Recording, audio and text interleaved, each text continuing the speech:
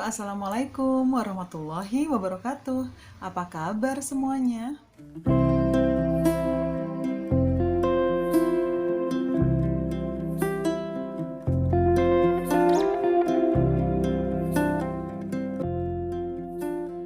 Assalamualaikum warahmatullahi wabarakatuh. Alhamdulillahirrabbilalamin. Wassalatu wassalamu ala asyrafil anbiya'i wa mursalin wa ala alihi wa sahbihi ajma'in. Asyhadu an la ilaha illallah wa asyhadu anna muhammadan abduhu wa rasuluh la nabiyya ba'dah. Rabbi israh li sadri wa yassir li amri wahlul 'uqdatam min lisani yafqahu qawli. Rabbi zidni ilman warzuqni fahman birahmatika ya arhamar rahimin. Apa kabar sahabat YouTube dimanapun Anda berada? Terima kasih sudah mampir ke Andi Ilmi Sugiharti YouTube channel. Di channel ini kalian akan mendapatkan informasi seputar tips, sharing, dan review. Kali ini saya akan sharing setitik ilmu mengenai menutup aurat pada muslimah yang merupakan cinta kasih dari Allah Subhanahu wa Ta'ala. YouTube yang dirahmati Allah, betapa banyak syukur yang harus kita panjatkan kehadirat Allah Subhanahu wa Ta'ala, karena sampai detik ini kita dapat menghirup oksigen dengan gratis. Kalau kita sakit, tentu oksigen harus bayar. Kita juga patut bersyukur kepada Allah Subhanahu wa Ta'ala karena sampai detik ini kita masih diberikan karunia umur. Karena betapa banyak jutaan umat manusia yang berada di alam kubur saat ini menjerit untuk minta hidup kembali untuk memperbaiki amalannya. Betapa banyak nikmat dari Allah Subhanahu wa Ta'ala yang tidak dapat kita hitung. Fabi ayyi ala'i rabbikuma tukadziban. Maka nikmat Tuhanmu yang manakah yang engkau dustakan? Yang dirahmati Allah, cinta yang Allah berikan kepada kita sebagai hambanya sangat luas dan tidak terbatas. Betapa hakikat cinta dari Allah Subhanahu wa Ta'ala ini tidak dapat disandingkan dengan cinta kasih siapapun. Dalam surat Al-A'raf ayat 156 Allah berfirman, rahmatku atau kasih sayangku meliputi segala sesuatu. Cinta Allah kepada kita adalah Allah menurunkan kitab Al-Quran sebagai petunjuk bagi umat manusia, agar para hambanya tidak merasa kebingungan ketika menjalani kehidupan di dunia ini. Allah Subhanahu wa Ta'ala menurunkan Al-Quran, kitab yang suci, kepada umat manusia untuk kita bisa menjalani hidup dan kita dapat merasakan kebahagiaan baik di dunia maupun di akhirat. Sahabat YouTube yang dirahmati Allah, Al-Quran memiliki nama lain Al-Huda yang berarti sebagai petunjuk, di mana kita sebagai umat Islam tentunya harus setiap hari mengimprove atau meningkatkan keimanan kita kepada Allah Subhanahu wa Ta'ala. Kita bisa dengan membaca Al-Quran, menghafalkannya, namun juga kita harus mengamalkan apa yang terkandung dari dalam Al-Quran. YouTube yang dirahmati Allah, bukti cinta Allah kepada kita sebagai manusia juga Allah mengutus para rasul. Karena secara fitrah kita sebagai manusia membutuhkan role model atau membutuhkan sosok yang dapat dijadikan teladan atau rujukan. Maka dari itu Allah menurunkan Rasulullah SAW. Itu yang dirahmati Allah, sehingga Allah mengutus para rasul untuk memberikan kita teman terbaik yang dapat menunjukkan jalan kebenaran untuk menuju kebahagiaan. Sahabat YouTube yang dirahmati Allah, kita yang hidup tidak sezaman dengan Rasulullah SAW dapat membuka warisannya berupa hadis dan sunnah, di mana di dalamnya terdapat penjelasan yang rinci tentang semua ajaran Allah. Sahabat YouTube yang dirahmati Allah, dengan tanda cinta kasih Allah yang telah menurunkan Al-Quran, mengutus para rasul, juga telah memberikan ampunan yang seluas-luasnya bagi setiap hamba yang mau bertobat. Maka dari itu kita sebagai hambanya perlu mempelajari kitab Al-Quran sebenar-benarnya. Sebagai seorang muslimah, tentunya kita pun harus terus mengkaji ilmu Islam semakin lebih dalam, di mana ada satu aturan yang dikhususkan kepada para muslimah yang telah ditentukan oleh Allah bagi setiap para muslimah untuk menutup auratnya. Dan perintah ini adalah salah satu tanda kasih dari Allah Subhanahu wa Ta'ala. Sahabat YouTube yang dirahmati Allah, pandangan mayoritas manusia yang sering mengidentikan wanita secara fisik sebagai simbol keindahan hidup. Semakin indah penampilan wanita, maka akan semakin menampakkan postur tubuh yang indah pula. Namun para wanita harusnya berhati-hati dalam menampakkan batas-batas postur tubuh yang wajar jika dipandang manusia. Dalam Islam, bahasan mengenai hukum eksistensi wanita secara fisik dibahas dalam bab aurat. Aurat yang terbuka akan memberikan dampak negatif bagi yang bersangkutan, terutama yang melihat.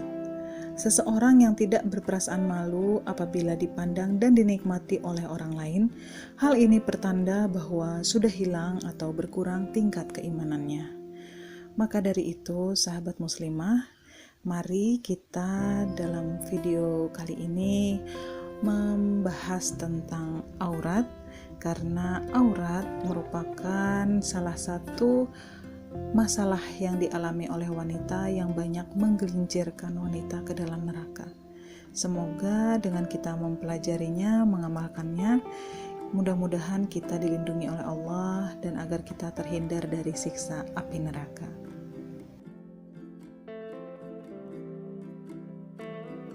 Sahabat YouTube yang dirahmati Allah, aurat menurut bahasa adalah sesuatu yang menimbulkan rasa malu sehingga seseorang terdorong untuk menutupinya.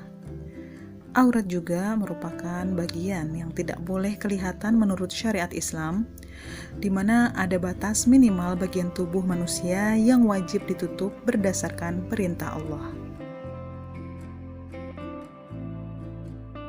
Sahabat yang dirahmati Allah, maka dari itu bahasan yang akan saya sharing dalam video kali ini adalah terkait kebingungan para muslimah dalam menggunakan pakaian yang benar untuk menutup aurat sesuai hukum syariat. Dan apakah jilbab, hijab, khimar memiliki makna yang sama? Namun, hukum mengenai jilbab ini banyak polemik di tengah masyarakat, di mana ada sebagian yang kontra dengan hukum menggunakan jilbab ini, menganggap bahwa aturan menggunakan jilbab ini merupakan budaya dari Arab. Itu yang dirahmati Allah, maka dari itu kita perlu mengetahui makna jilbab yang sebenarnya. Menurut bahasa Arab, jilbab berarti penghalang, pelindung, penutup. Sedangkan menurut istilah yang dikatakan oleh Al-Qurtubi, jilbab berarti pakaian besar yang dapat menutupi seluruh aurat perempuan. Dari pengertian menurut bahasa dan istilah, maka dapat disimpulkan bahwa jilbab adalah pakaian perempuan Islam yang digunakan untuk menutup aurat yang telah diwajibkan oleh agama untuk menutupnya guna kemaslahatan dari perempuan tersebut dan juga masyarakat di mana ia berada. YouTube yang dirahmati Allah, dalam Islam batas aurat perempuan diatur berbeda-beda. Perbedaannya tergantung dengan siapa ia berhadapan. Aurat perempuan ketika berhadapan dengan Allah Subhanahu wa Ta'ala adalah seluruh tubuh kecuali wajah dan telapak tangan. Sahabat YouTube yang dirahmati Allah, batas aurat ketika kita berhadapan dengan Allah Subhanahu wa Ta'ala, dalam hal ini contohnya adalah sholat, maka jumhur ulama sepakat bahwa aurat wanita yang wajib ditutup ketika sholat adalah seluruh anggota tubuh kecuali muka dan telapak tangannya. Hal ini sesuai dalam firman Allah surat An-Nur ayat 31. Ketika berhadapan dengan yang bukan mahramnya, maka para ulama bersepakat bahwa batasan aurat perempuan ketika berhadapan dengan bukan mahramnya adalah seluruh tubuh kecuali wajah, telapak tangan, dan kedua telapak kaki. Berbeda dengan ketika berhadapan dengan mahramnya, maka aurat perempuan sama seperti laki-laki, yaitu mulai dari pusar hingga ke lutut.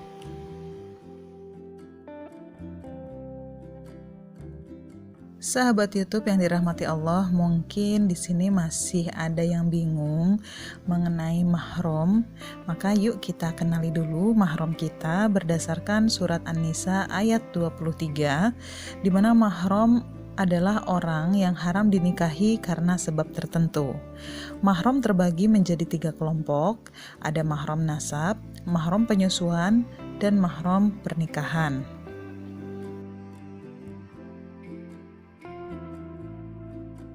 Nah, bagaimana setelah melihat diagram mahram itu? Apakah sahabat YouTube sudah paham belum? Jika belum, maka kita akan jelaskan ya. Di sini ada mahram nasab, yaitu mahram yang didasarkan oleh keturunan. Maka dijelaskan kalau mahram karena keturunan itu orang-orang yang halal bagi kita, seperti saudara yang masih sedarah. Misalkan paman atau uak, adik atau kakak langsung dari ayah atau ibu kita, kakek atau adik laki-laki dan kakak laki-laki kandung kita. Selain itu, bukan mahram. Yang kedua adalah mahram nikah atau yang disebabkan karena menikah.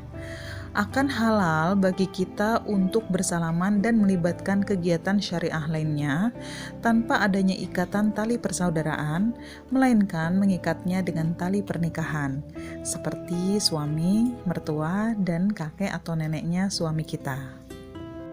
Yang ketiga adalah bukan mahram. Nah, di poin inilah kita suka keliru. Kakak ipar atau adik ipar kita itu bukan mahram ya. Sekali lagi, saya tekankan itu bukan mahram. Apalagi sepupu kita. Kakak atau adik sepupu kita juga bukan mahram kita. Walaupun paman atau bibi kandung dari orang tua kita itu mahram kita. Bagaimana sahabat muslimah? Sekarang kita sudah paham betul kan bagaimana mahram dan yang bukan mahram kita? Lantas bagaimana hukumnya jika kita bersalaman dengan yang bukan mahram kita? Apakah kita harus tetap menjaga aurat kita kepada yang bukan mahram? Maka jawabannya adalah iya, harus. Kenapa? Karena kita wajib menundukkan pandangan dan menjaga sikap serta aurat kita kepada yang bukan mahram.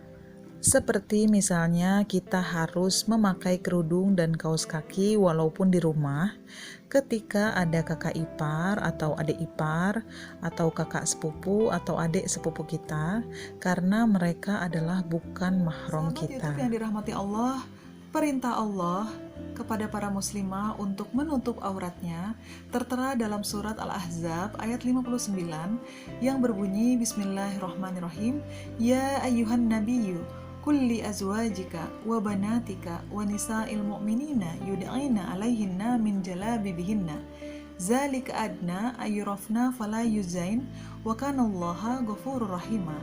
Yang artinya, wahai Nabi, katakanlah kepada istri-istrimu, anak-anak perempuanmu, dan istri-istri orang-orang mukmin, hendaklah mereka mengulurkan jilbabnya ke seluruh tubuh mereka. Yang demikian itu agar mereka mudah dikenal dan tidak diganggu.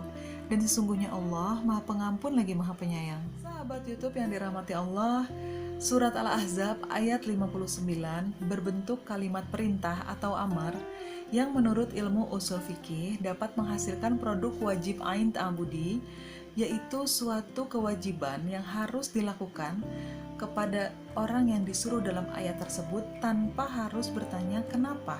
Siapa yang menjalankan kewajiban itu, maka ia akan mendapatkan pahala karena ia telah melaksanakan ibadah wajib yang diperintahkan oleh Allah Subhanahu wa taala. Sedangkan yang tidak melaksanakannya, maka ia akan mendapatkan dosa. Sahabat YouTube yang dirahmati Allah, maka dari itu perintah menutup aurat ini menjadi wajib karena soddu az-zari'ah, yaitu menutup ke arah pintu dosa yang lebih besar. Sehingga para ulama bersepakat bahwa menutup aurat ini wajib bagi perempuan dan laki-laki Islam. Sahabat YouTube yang dirahmati Allah, khusus bagi perempuan, maka kewajiban menutup aurat ini akan terlaksana ketika muslimah tersebut menutup auratnya dengan menggunakan jilbab. Memakai jilbab adalah kewajiban bagi para muslimah. Dari itu kita harus banyak bermuhasabah diri bahwa memakai jilbab ini merupakan suatu hal yang tidak dapat ditawar-tawar lagi, karena ini betul-betul langsung datang dari perintah Allah Subhanahu wa taala. Ketika perintah Allah datang, maka kita harus sami'na wa ata'na.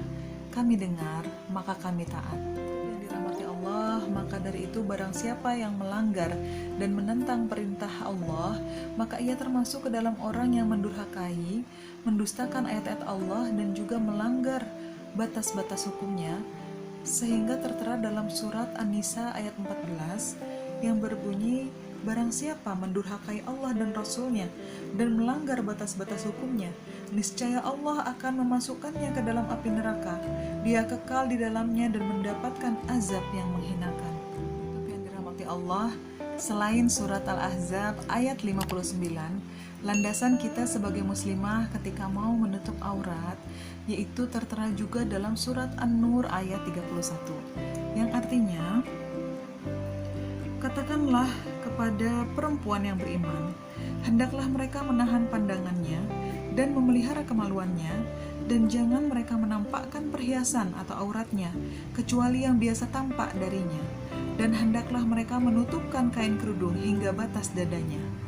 Yang dirahmati Allah, maka dari itu, dalam pemakaian busana yang tepat bagi seorang muslimah ada dua. Jadi di sini landasan surat Al-Ahzab ayat 59 itu mengenai jilbab, dan dalam surat An-Nur ayat 31 itu adalah perintah khimar atau kerudung, di mana kerudung itu merupakan kain yang menutup kepala hingga menutupi dada, sedangkan jilbab adalah yang menutup seluruh tubuh wanita dari mulai batas leher sampai ke kaki.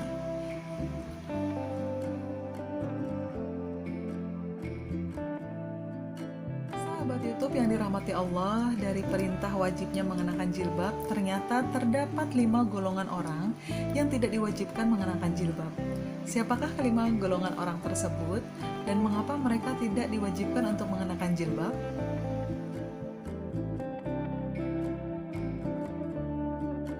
Sahabat YouTube yang dirahmati Allah, tidak dikenakan kewajiban untuk menggunakan jilbab. Yang pertama adalah kepada anak-anak perempuan muslim yang belum balik, karena hukum dan syariat Islam berlaku kepada mukallaf atau orang yang sudah dikenai kewajiban untuk menjalankan perintah Allah dan sudah mencapai akil balik. Sementara bagi yang belum balik, maka tidak dikenakan kewajiban-kewajiban untuk menjalankan perintah wajib dalam agamanya. Sahabat YouTube yang dirahmati Allah, dari hadis yang diriwayatkan oleh Aisyah radhiyallahu an, bahwasannya Asma binti Abu Bakar pernah ke ruangan Rasulullah mengenakan kain yang tipis. Lantas Rasulullah SAW segera berpaling dan bersabda kepada Asma binti Abu Bakar, "Wahai Asma, seandainya wanita sudah mencapai akil balik, maka tidak ada yang boleh terlihat darinya kecuali haza wa haza, kecuali wajah dan telapak tangannya." Nah, ketika seorang muslimah belum balik dan belum haid, tidak ada kewajiban untuk mengenakan jilbab. Sahabat YouTube yang dirahmati Allah, golongan kedua dari orang yang tidak dikenakan kewajiban mengenakan jilbab adalah bagi wanita muslimah yang hilang akalnya atau gila. Orang yang hilang akal pikirannya maka akan terbebas dari kewajiban apapun juga. Rasulullah SAW telah menjamin bahwasannya orang yang hilang akal atau gila akan terbebas dari hukum atau dari perintah Allah yang telah ditetapkan. Maka dari itu, dalam hadis yang diriwayatkan oleh Abu Dawud, An-Nasai, Ibnu Majah, dan Ahmad, bahwasannya Rasulullah SAW bersabda, diangkat pena dari 3 orang, yaitu orang tidur hingga bangun, orang yang gila hingga sadar, dan anak kecil hingga ia balik.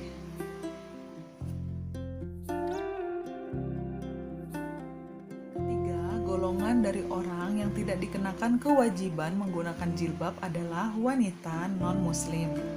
Sudah sangat jelas bagi kita bahwa hukum dan syariat Islam hanya berlaku bagi mereka yang beragama Islam. Bagi mereka yang non-muslim, mereka tidak dikenai kewajiban apapun secara syariat. Al-Quran diperintahkan untuk mengenakan jilbab bagi orang-orang yang beriman. Iman di sini adalah iman kepada Allah, kepada malaikat, kepada Rasul, kepada kitab, kepada hari kiamat, dan kepada qada dan qadar. Maka dari itu, kepada orang yang tidak beriman kepada hal-hal keenam tersebut, maka tidak dikenai kewajiban untuk mengenakan jilbab. Tertera dalam surat An-Nur ayat 31 yang dikatakan kepada orang-orang yang beriman.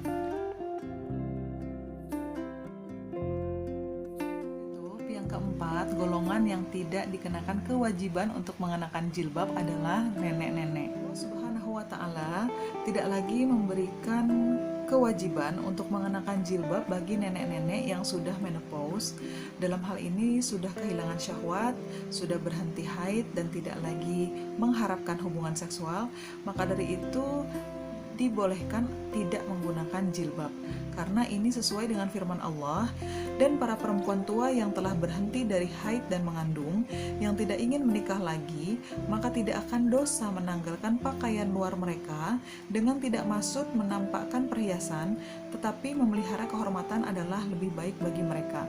Jadi dalam hal ini tetap menggunakan khimar atau tetap menutup auratnya, namun perintah jilbab atau baju luarnya itu yang tertanggalkan. Jadi yang boleh tidak dipakai adalah jilbab, namun tetap menutup aurat jika harus keluar rumah.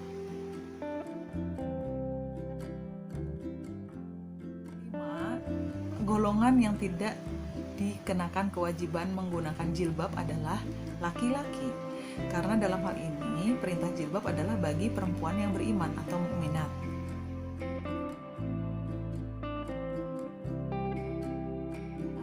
Dari laki-laki muslim yang menggunakan jilbab atau hijab, maka ingatlah Rasulullah Shallallahu Alaihi Wasallam akan melaknatnya, sebagaimana dalam hadis yang diriwayatkan oleh Bukhari bahwasannya Rasulullah Shallallahu Alaihi Wasallam melaknat orang laki-laki yang menyerupai wanita dan wanita yang menyerupai laki-laki. Sahabat YouTube yang dirahmati Allah, betapa Allah sangat sayang kepada kita sebagai hambanya, di mana Allah memberikan aturan-aturan hukum yang sudah dituliskan dalam Al-Quran dan juga dalam hadis dan sunnah. Sudah sepatutnya kita tunduk kepada aturan Allah, menundukkan hawa nafsu kita untuk taat kepada Allah Subhanahu wa Ta'ala. Kita bisa ambil pelajaran ketika pada saat dahulu kala, ketika Al-Quran ini turun, terutama pada saat surat Al-Ahzab ayat 59 turun di kota Madinah. Pada saat itu Nabi Muhammad menyeru, "Ya ayyuhan nabiyyu qul li azwajika wa banatika wa nisa'il mu'minina yud'aina 'alaihinna min jalabibihinna zalika adna ay yurafna fala yu'zain wa kana Allahu ghafurur rahim." Wahai Nabi, katakanlah kepada istri-istrimu, kepada anak-anak perempuanmu dan istri-istri orang-orang mukmin, hendaklah mereka mengulurkan jilbabnya ke seluruh tubuh mereka. Yang demikian itu agar mereka mudah dikenal dan tidak diganggu. Dan sesungguhnya Allah Maha Pengampun lagi Maha Penyayang. Ketika ayat itu tersebar di kota Madinah, apa yang terjadi sahabat? Pada saat itu perempuan-perempuan mukminah, perempuan-perempuan mukmin langsung merobek hordeng-hordeng yang ada di rumah mereka, dan mereka memakainya ke seluruh tubuh mereka. Sehingga pada saat itu kota Madinah seperti banyak gagak yang bertebaran di mana-mana karena wanita-wanita muslimnya menggunakan jilbab. Kita bisa ambil pelajaran bahwa pada zaman dahulu mereka langsung ketika mendengar ayat sami'na wa ata'na, kami dengar, kami taat. Tidak sami'na wa asaina, kami dengar dan kami lalai. Maka dari itu, ketika kita saat ini sudah mempelajari landasan hukum, kita menggunakan jilbab, menggunakan hijab, tentunya ini menjadikan kita keyakinan dalam tekad yang kuat bahwa ketika saya menggunakan jilbab, saya tahu landasan hukumnya. Bukan ikut-ikutan, bukan karena disuruh, tapi memang karena perintah Allah. Sehingga aturan menggunakan jilbab ini adalah hal yang tidak bisa ditawar-tawar. Kita bisa mencontoh tadi kisah perempuan di kota Madinah ketika ayatnya turun. Tidak ada kata bertahap, mereka langsung melaksanakan. Tidak ada kata istilah menjilbabi hati dulu, tapi jilbabilah dirimu dulu, maka kesananya itu akan berjalan. Kita juga harus bermuhasabah diri. Kalau kita menunda-nunda dalam menutup aurat kita, apakah Allah akan menunda-nunda juga kematian kita? Kita takut jika kita menunda untuk menutup aurat, namun yang lebih dulu adalah tertutupnya usia kita. Bagaimana jika itu yang terjadi pada kita, sahabat? Kita tidak tahu kapan usia kita ini akan dipanggil oleh Allah Subhanahu wa Ta'ala. Maka dari itu, selagi kita masih diberi umur, segeralah bertaubat, segeralah pelajari ilmu agama, karena itu akan memberikan keterangan bagi diri kita sendiri. Ilmu itu cahaya, dan kebodohan itu akan memberikan bahaya. Maka dari itu, yuk kita sama-sama saling nasihat menasehati dalam kebaikan, karena ini adalah hal yang tidak rugi. Ini adalah hal yang sangat dianjurkan oleh Nabi. Menyebarkan manfaat, kita saling menyebarkan manfaat, saling menasehati dalam kebaikan. Wal asri, demi waktu, innal insana lafi husrin, sesungguhnya orang-orang itu amat berugi. Illal ladzina amanu, kecuali orang-orang yang beriman. Wa amilus solihati, dan mereka yang melakukan amal soleh. Wa amilus solihati wa tawassaw bil haq, dan yang saling memberitahu dalam kebenaran. Wa tawassaw bil sabr, dan juga mengingatkan dalam kesabaran. Dalam beragama kita pun harus sabar. Melaksanakan perintah Allah kita harus bersabar. Maka dari itu, yuk kita menggunakan atau menutup aurat kita dengan menggunakan jilbab. Insya Allah ini adalah tanda kasih cinta dari Allah yang jika kita lakukan, maka kita akan mendapatkan pahala yang besar di mata Allah. Wallahu a'lam bishawab. Cukup sekian video yang saya sampaikan kali ini, sharing setitik ilmu kali ini. Mudah-mudahan bisa memberikan manfaat untuk sahabat YouTube dimanapun berada. Dan mohon maaf jika ada kesalahan, tentunya yang salah datang dari diri saya, dan kebenaran tentunya datang dari Allah Subhanahu wa Ta'ala. Subhanakallahumma wa bihamdika, asyhadu an la ilaha illa anta, astaghfiruka wa atubu ilaik. Wassalamualaikum warahmatullahi wabarakatuh.